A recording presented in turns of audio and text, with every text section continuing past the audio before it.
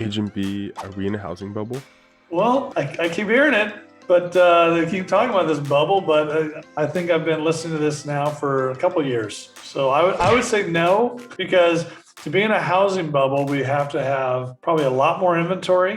We have to have lending that is a lot looser. I mean, I don't know if you've tried to get a loan lately for anything, but it is not easy. I mean, short of giving blood and hair samples like you're doing a 23andMe, trying to figure out your heritage. I mean, it's not easy to get a loan right now. I mean, I had a client that we dropped out of escrow on because during escrow, we found out a couple of things from his verification of employment.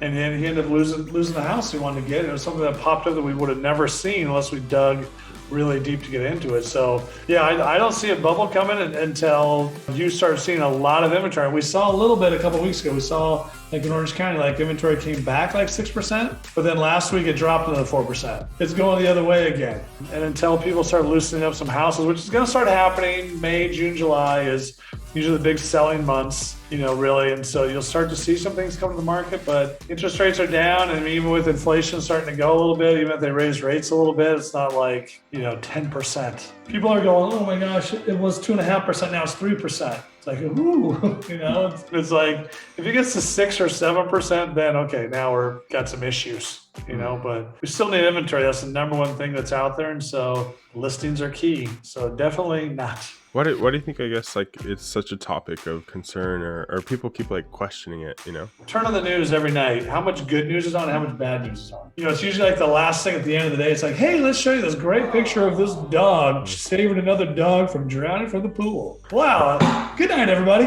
But it was 59 minutes of just like the world's coming to an end.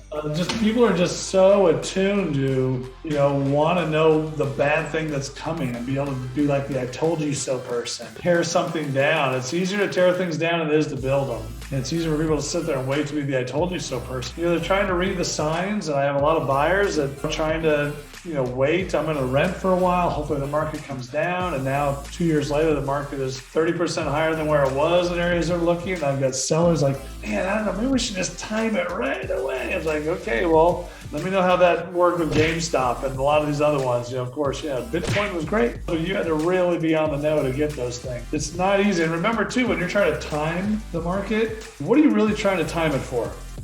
Are you trying to time it for a 30% change? Pretty hard to do. And by holding out another 6 months, are you hoping to gain a couple percentage advantage? Are you willing to risk that for a couple percentage points? It makes no sense. That is interesting that you bring up like timing, because I think wanting to get just a tad more for your house necessarily isn't the best timing. It should be based on your situation, your circumstances, like your living situations, what stage of life you're in, if you need more space, things like that. Even when sellers say, well, I don't have to sell. Well, then why am I in your living room? There's something's going on that you really do want to sell your house. There's a reason why, and let's figure that out and then decide this is a good time to sell or not. Don't do the, hey, I don't have to sell unless I get this price type of thing. Because why are you wasting that time doing that? Then let's wait and then see what happens. But yeah, I don't go back to the original question. I don't see a bubble right now. I just see a very tight listing market, tons of buyers out there. And when we had a little more inventory coming to the market, it just got gobbled up so quickly that now we're back to no inventory again.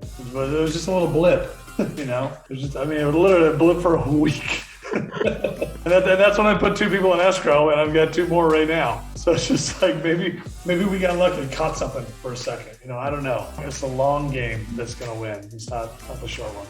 And that happens in the market where there's like a small little uptick and then it goes back to normal and it plateaus, and then it'll create a new plateau, and then look at the real estate market. It's like a bouncing ball. It's like it goes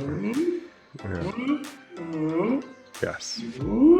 But look, it's over here. Right. It started over there 20 years ago. Right, absolutely. It's not down here and here 20 years later. That's how the market works. Blips or anything else, but it continues to go that way.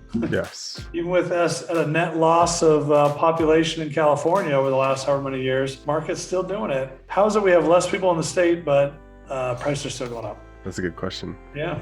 Type your answers in the comments, guys. Yeah, seriously. What do you guys think? I'd love to know. Yes. It's a mystery. Okay. Dude, that's all I got. No bubble. Keep going. Why are you still here? I guess you must have loved that video. So if you did, look over there. click right over there, and check the next one out. Maybe it's just as good. You never know. All right, that's it. Gotta go. See ya.